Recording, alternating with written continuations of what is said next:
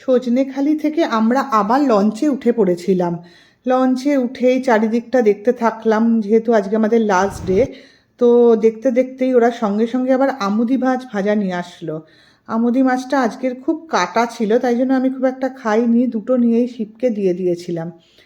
আর বোটটা ঘুরে ঘুরে দেখছিলাম, সবারই আজকে মন ভারাক্রান্ত জানো তো। আর কি হয়েছে, এই বোটে আমরা যে 25 জন ছিলাম, এই 3 দিনে যেন সবাই একজন আর একজনের খুব আপন হয়ে গেছিলাম। আমি যখন আর লাস্ট ভিডিওটা দেব, তখন সবার সাথে সবার কথা আমি এখানে দেব, দেখবে তোমরা সবার খুব মন খারাপ। আর এদিকে আমি আবার বোটের নিচে চলে এসেছিলাম, এই দেখো এই বোটের নিচটাতে না এই রকম সব বেড করা আছে। মানে সব কটা বোটেই এরকম থাকে, মানে সুন্দরবনে যত বোট আছে সেখানে। আর এদিকে রান্না বান্না হচ্ছে, রান্না দাদাগুলো আবার আমাকে ঘুরে ঘুরে দেখছিল, হাই বলছিল। তোমাদের এই দাদাগুলো এত ভালো, এত সুন্দর করে আমাদের যত্ন করেছিল, এত সুন্দর করে আতিথেয়তা করেছিল যে কি বলবো, মনেই হচ্ছিল না যে আমরা বাইরে আছি, মনে হচ্ছিল যে আমরা নিজেদের বাড়িতেই আছি।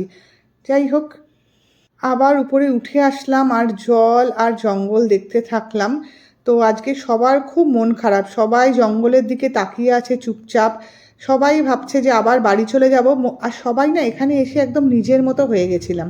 তো বোট এবার এসে দাঁড়ালো। তোমাদের ওই যে আগের দিন বলেছিলাম না যে আমাদের যে ট্যুর এজেন্টের মাধ্যমে আমরা এসেছি, সঞ্জয় মণ্ডলদা, তার যে নিজের রিসর্টটা আছে তার সামনে। তো সঞ্জয়দা তো আমাকে দেখেই সঙ্গে সঙ্গে এগিয়ে আসলো। আমাকে, আমি আর শিব সঞ্জয়দার সাথে সাথে যাচ্ছিলাম। তো সঞ্জয়দা বারবার আমাদের বলছে চলো আমার এই রিসর্টটা দেখে যাবে। আর সঞ্জয়দার এই রিসর্টের ডিটেলসটা আমি তোমাদের দেব। দেখো রিসর্টের মধ্যে কি সুন্দর বাগান করা আছে, চারিদিকে সবজি বাগান। শিবকে তো বলছে যে সবজি নিয়ে যাবেন নাকি দাদা, তো শিব বলছে না না সবজি নেব না। আর এই দেখো কি সুন্দর রিসর্টটা, এই রিসর্টটাও খুব সুন্দর। এটাতেই আমাদের প্রথমে থাকার কথা ছিল, কিন্তু আমাদের লোক সংখ্যা বেশি হওয়াতে আমাদের ওই রিসর্টটা দেওয়া হয়েছিল। ওটাও খুব ভালো, কিন্তু এই রিসর্টটা হচ্ছে সঞ্জয়দা নিজেদের রিসর্ট। সঞ্জয়দা আমাদের রিসর্টটা ঘুরে ঘুরে দেখাচ্ছিল, খুব সুন্দর রিসর্টটা। সঞ্জয়দারও আজকে এই রিসর্টে যেসব গেস্টগুলো ছিল তারা আজকে চলে গেছে, সঞ্জয়দা সেসব কথাই বলছিল। সঞ্জয়দার সাথে আমার অনেক দিনেরই পরিচয়, কিন্তু এই সুন্দরবন আসাতে আরও বেশি ভালো করে পরিচয় হয়েছে। সঞ্জয়দা বলছিল যে এর পরে আসলে এই রিসর্টেই থাকতে হবে। তো সঞ্জয়দার সাথে এই রিসর্টটা ঘুরে ঘুরে দেখে আবার আমরা বোটের উদ্দেশ্যে রওনা দিলাম। আর বাগানটা এত সুন্দর ছিল, এই জায়গাটা দেখছো না গোল মতো জায়গাটা, ওখানে নাকি একটা সুইমিং পুলের মতো হবে সঞ্জয়দা বলছিল। আসলে এই রিসর্টটা না এখন তৈরি হচ্ছে, এখনও পুরোপুরিভাবে তৈরি হয়নি।